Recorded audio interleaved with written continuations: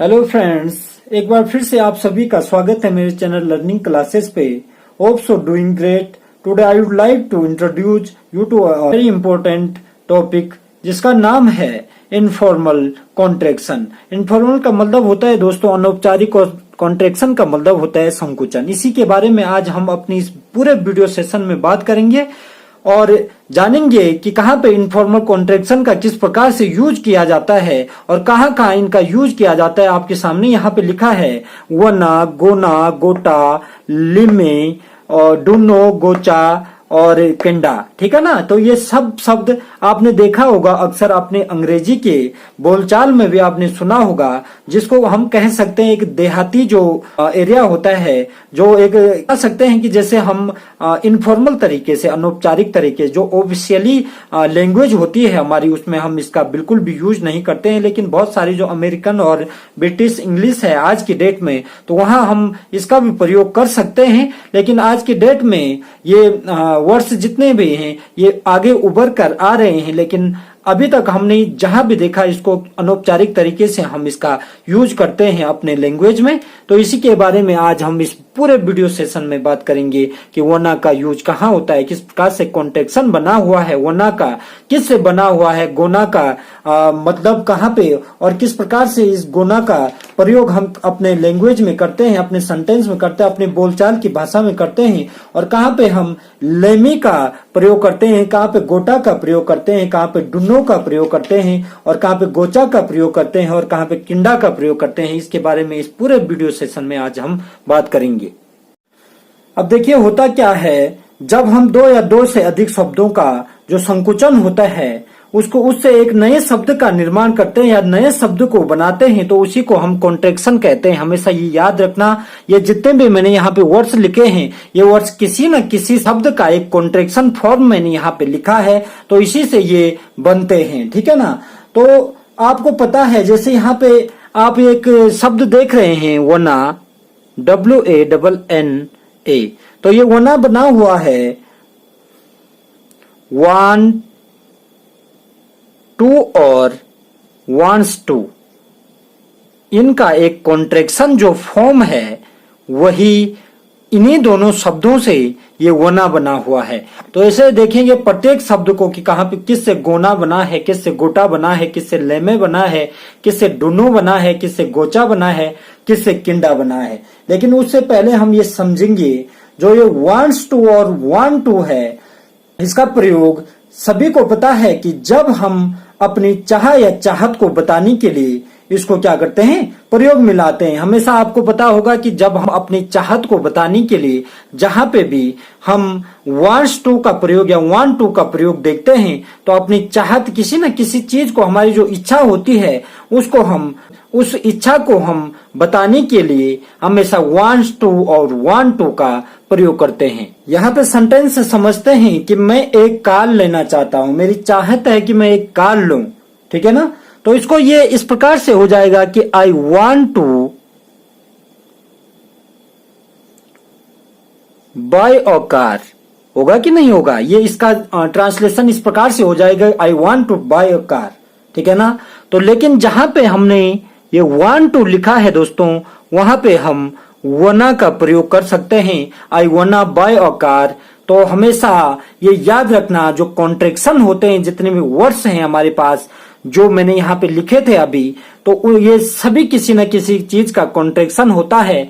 और हमेशा ये याद रखना, ये इनफॉर्मल कॉन्ट्रैक्शन होते हैं, अनौपचारिक तरीके से हम इसका यूज करते हैं। जहां पे भी ऑफिशियल जो भी वर्क होता है वहां बिल्कुल भी इसका प्रयोग नहीं किया जाता है। भले आज की इंग्लिश में आपने बहुत सारी जगहों पे वना, गोटा, गोचा, ठीक है ना, डुनो, इस प्रकार से वर्ड्स पढ़े होंगे, लेकिन वैसे अक्सर इनका प्रयोग देहाती, जो देहाती बोलचाल की भाषाएं जो होती हैं, हम अपने दोस्तों से, अपने घर वालों से, वहां पे इन शब्दों का प्रयोग कर सकते हैं, इनका कॉन्ट्रैक्शन का उपयोग कर सकते हैं।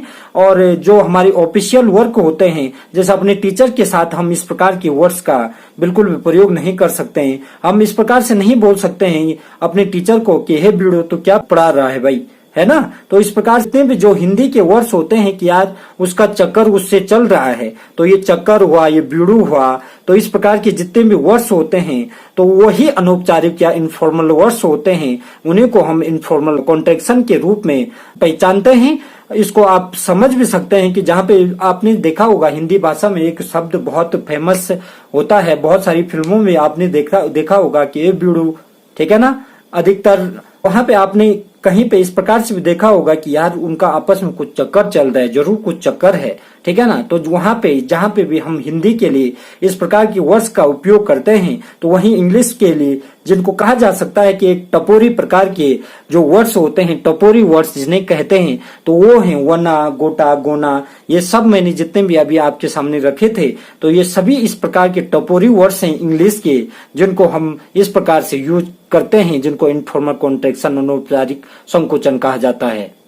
अब देखिए, जो आम बोलचाल की भाषा होती है, कुछ न कुछ उसमें हमारी जो बोली है या भाषा है, उसमें कुछ न कुछ ऐसे वर्ड्स होते हैं जिनका हम उपयोग ऐसी चीजों के लिए करते हैं जहां पे हमें खुद वो कहीं भी हमारी डिक्शनरी या किसी भी इंग्लिश के लैंग्वेज में नहीं होती हैं। लेकिन उसी प्रकार से आप समझ सकते हैं कि अंग्रेजी का जो शॉर्ट कॉन्ट्रैक्शन होता है, वहां हम इस प्रकार के वर्ड्स कहते हैं और इन्हें स्लैंग कहा जाता है। जो स्लैंग वो शब्द होते हैं, हमेशा याद रखना, जिन्हें हम गली मोहल्ले में कहते हैं, ठीक है ना। तो याद रखना, फॉर्मल वे वो होते हैं जहां हम इनका प्रयोग कभी नहीं करते हैं। ऑफिशियल जितनी भी लाइन होते हैं, जहां पे इंटरव्यू हुआ या ग्रुप डिस्कशन चलता है या प्रेजेंटेशन चलता है, तो वहां पे हमेशा फॉर्मल वे का प्रयोग करते हैं, ठीक है ना। लेकिन हमेशा याद रखना, जहां पे इनफॉर्मल कॉन्ट्रैक्शन, इनफॉर्मल हमारे दोस्त हैं या हमारे घर वाले हैं, हमारे क्लोज के फ्रेंड हैं, वहां पे हम कुछ बातें ऐसी करते हैं, मजाकिया अंदाज से उनसे बात करते हैं, तो वहां पे हम इस प्रकार का वर्ड्स का यूज कर सकते हैं। मैंने कई बार कहा आपको कि आज की लैंग्वेज में, इंग्लिश की लैंग्वेज में इन शब्दों का फॉर्मल वे में भी बहुत सारी जगहों पे मैंने इनका उपयोग होते हुए देखा है, लेकिन अक्सर इनका प्रयोग इनफॉर्मल वे में ही होता है, ठीक है ना। मैंने कहा वना, वना इसको वना पढ़ा जाता है, वांट्स टू और वांट्स टू हमेशा याद रखना, ये वांट टू और वांट्स टू के लिए इसका जो कॉन्ट्रैक्शन है उससे बना हुआ एक शब्द है वना। तो इसका प्रयोग देखते हैं, कुछ सेंटेंस से देखते हैं दोस्तों कि किस प्रकार से इसका सेंटेंस में उपयोग किया जाता है, तो समझते हैं कि किस प्रकार से सेंटेंस में इसका प्रयोग किया जाता है। सेंटेंस है, यहाँ पे देख रहे होंगे आप कि मैं एक घर खरीदना चाहता हूँ, मेरी चाहत है कि मैं एक घर खरीदूं, ठीक है ना। मैं एक घर खरीदना चाहता हूँ, तो इसके लिए ये सेंटेंस इस प्रकार से हो जाएगा, I want to buy a house या होम, ठीक है ना। तो इस प्रकार से, लेकिन यहाँ पे अब हमेशा याद रखना, जहां पे ये वांट टू है, तो वहां पे मैं वना का प्रयोग कर सकता हूं, आई वना बाय अ हाउस या होम, ठीक है ना। इस प्रकार से इसका मैंने यहाँ पे वांट टू के लिए वना का प्रयोग कर लिया है। देखते हैं एक और सेंटेंस, वहां पे इसको समझते हैं और भी अच्छे तरीके से। सेंटेंस है आपके सामने कि वह एक खिलाड़ी बनना चाहता है, ठीक है ना, उसकी चाहत है कि वह एक खिलाड़ी बने। यहाँ पे हो जाएगा ही वांट्स टू, ठीक है ना, he wants to be a player, ठीक है ना। तो यहाँ पे जहां पे ये वांट्स टू है, वहां पे मैं वना का प्रयोग कर लूंगा, आई ही वना बी अ प्लेयर। इस प्रकार से वह एक खिलाड़ी बनना चाहता है, इसका ट्रांसलेशन इस प्रकार से हो जाएगा। तो आपकी समझ में आ चुका होगा कि वना का प्रयोग कहाँ पे और किस लिए क्यों किया जाता है इनफॉर्मल कॉन्ट्रैक्शन में, और किसका ये कॉन्ट्रैक्शन है, वांट टू और वांट्स टू का ये कॉन्ट्रैक्शन है, ये भी हमेशा अपने दिमाग में रखना। अब दूसरा कॉन्ट्रैक्शन है, देखिए यहाँ पे गोइंग प्लस टू लिखा है। गोइंग प्लस टू का जो कॉन्ट्रैक्शन होता है उसको हम पढ़ते हैं गोना, GONNA, गोना, ठीक है ना। तो इसको भी सेंटेंस से देखते हैं कि कहाँ पे हम गोना का प्रयोग करते हैं, कहाँ पे इसका कॉन्ट्रैक्शन गोइंग टू से ये गोना बना है और किस प्रकार से इसका प्रयोग हम करते हैं अपने बोलचाल की भाषा में। और आपको पता होगा कि गोइंग टू का प्रयोग हमेशा इसलिए किया जाता है कि जहां पे भी कुछ कार्य हम तुरंत करने वाले हैं, ठीक है ना, निकट भविष्य के लिए कुछ कार्य को हम करने वाले हैं, तो वहां पे गोइंग टू का प्रयोग किया जाता है। यहाँ पे मैंने सेंटेंस भी इस प्रकार से बनाया है कि मैं एक घर खरीदने जा रहा हूँ। इसमें देखिए इस सेंटेंस में जो इसका अर्थ निकल रहा है कि मैं कुछ नजदीकी जो समय है, मेरे पास जो समय है उसमें मैं कुछ कार्य करने जा रहा हूं, तो हमेशा याद रखना इसी जगह पे गोना का प्रयोग भी किया जाता है। ये यहाँ पे हो जाएगा I am going to buy a house. ठीक है ना। तो जहां पे ये गोइंग टू का प्रयोग हुआ है दोस्तों, वहां पे हम गोना का प्रयोग भी कर सकते हैं। ये हो सकता है I am gonna buy a house. ठीक है ना, I am going to buy a house. ये आपको समझ में आ चुका होगा इतना कि कहाँ पे हम गोना और कहाँ पे गोइंग टू के लिए गोना का प्रयोग कर सकते हैं। अगला सेंटेंस है, उससे और भी अच्छे तरीके से इसको समझते हैं। सेंटेंस है वह शादी करने जा रही है। ठीक है ना। तो देखिए यहाँ पे क्या हो जाएगा, she is going to marry. ठीक है ना। लेकिन यहाँ पे ये गोइंग टू है, जहां पे यहाँ पे हम गोना का प्रयोग कर सकते हैं। ठीक है ना। यहाँ पे हम क्या कर सकते हैं, गोना का प्रयोग कर सकते हैं। तो ये हो जाएगा शी इज गोना मैरी। ठीक है ना। तो ये हमेशा याद रखना, इस प्रकार से हम गोना का प्रयोग करेंगे। गोइंग टू के जो कॉन्ट्रैक्शन है उसके लिए इस प्रकार से गोना का हमेशा यूज किया जाएगा। अब अगला कॉन्ट्रैक्शन है गोटा। इसको गोटा पढ़ा जाता है। हमेशा ये भी ध्यान में रखना कि have plus got plus to या has plus got plus to, इनका कॉन्ट्रैक्शन होता है गोटा। और इसके लिए देखिए, ये हमेशा मजबूरन किए जाने वाले कार्यों के लिए इसका प्रयोग किया जाता है। ठीक है ना। ये हमेशा मजबूरन किए जाने वाले शब्दों या सेंटेंस में जहां पे भी हमें कोई मजबूरन किसी चीज के लिए बोल रहा है या कार्य करने के लिए कहीं पे बोल रहा है, तो वहां पे हमेशा हैव गोट टू या गोटा का प्रयोग किया जाता है। ये ध्यान में रखना। सेंटेंस समझते हैं, मुझे दवाइयां लेनी है। ये मजबूरी का काम है कि नहीं है। ठीक है ना। ये हो जाएगा इस प्रकार से, आई हैव गोट टू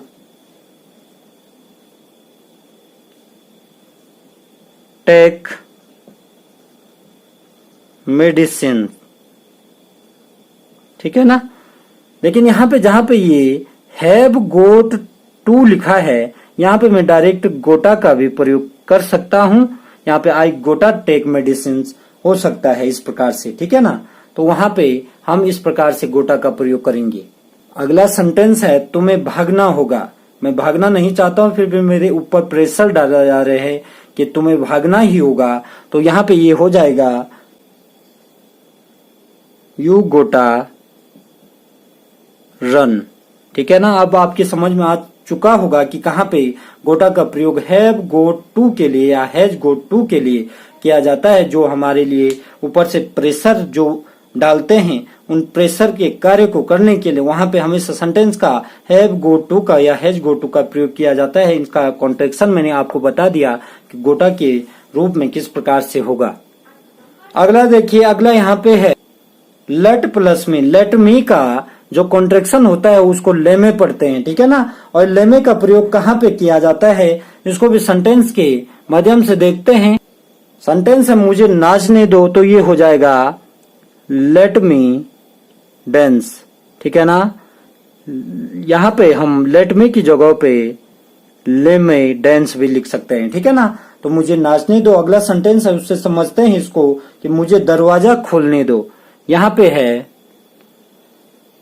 तो ये हो जाएगा let me open a door.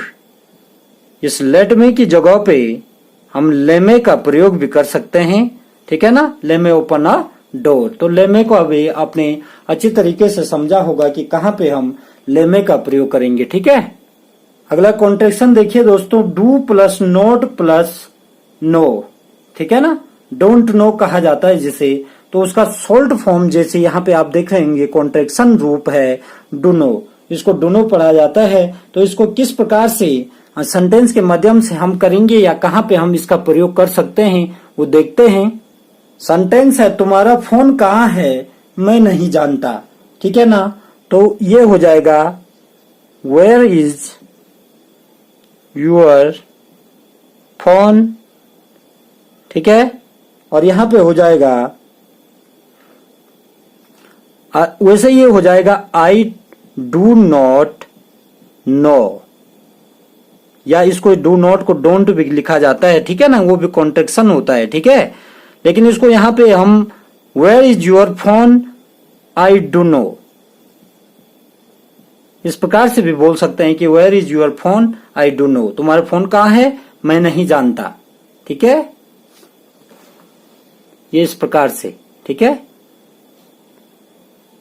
अगला सेंटेंस है मुझे नहीं पता वह कब आएगी। तो यहां पे हो सकता है आई डू नॉट या डोंट नो की जगह पे आई डू नो। ठीक है, आई do know when will she come. तो इस प्रकार से सेंटेंस हो जाएगा कि मुझे नहीं पता कि वह कब आएगी। ठीक है, ये हो जाएगा आई do know when will she come.